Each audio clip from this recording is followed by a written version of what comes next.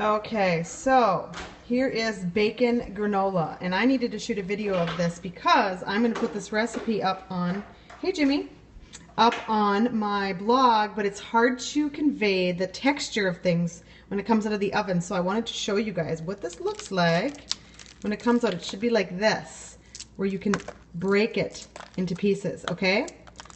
So this stuff is amazing. If you guys know Mary from the Paleo Chef, she has this recipe called bacon granola. So I've been meaning to make it for a long time.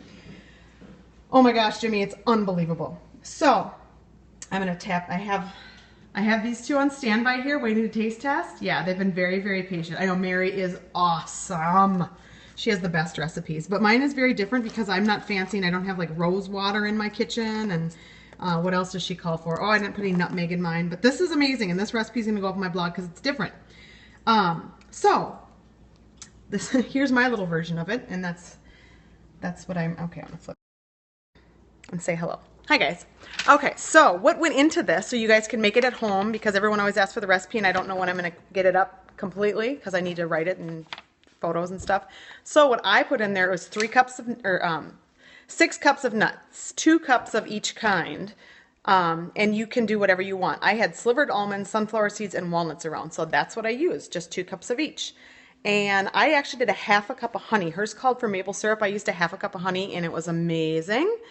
And a pound of bacon that I actually browned up last night. And the trick is, you use one of these guys right here, one of these shears, and you cut your bacon into little tiny pieces and you cook it that way. So then you end up with these delicious little crumbles, and I just stuck those in the fridge because it was kind of late. I didn't want to do the granola last night. So I did a pound of bacon, which sounds like a lot, but if you think about it, a lot of the bacon grease cooks off, and I just pour it into a jar and put that in the fridge.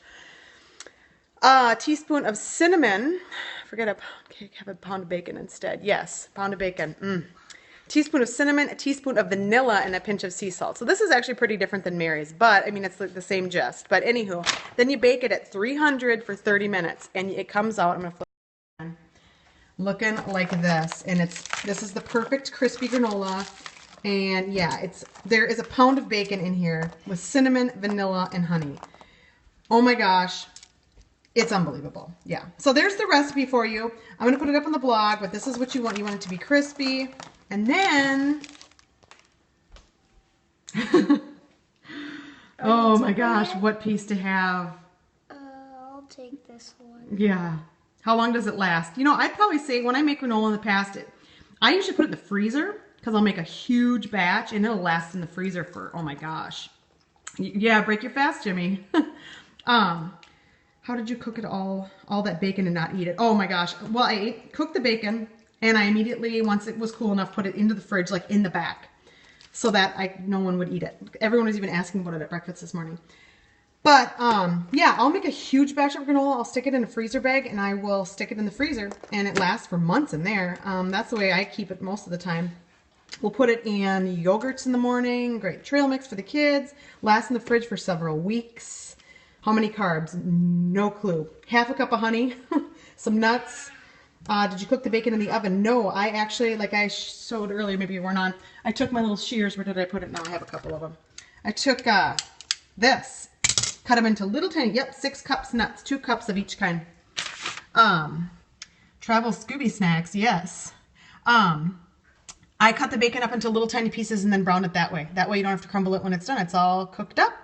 Thanks for all the hearts, you guys. So this is a really good treat that I highly recommend making in your kitchen. But again, that honey and that cinnamon, like I said, 2 cups of each kinds of nuts with 6 cups total. Tablespoon cinnamon, teaspoon vanilla, half a cup of honey, 300 degrees, 30 minutes.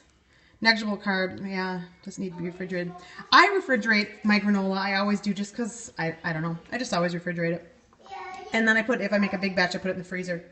So yeah, but you don't have to if you don't want to. I just do.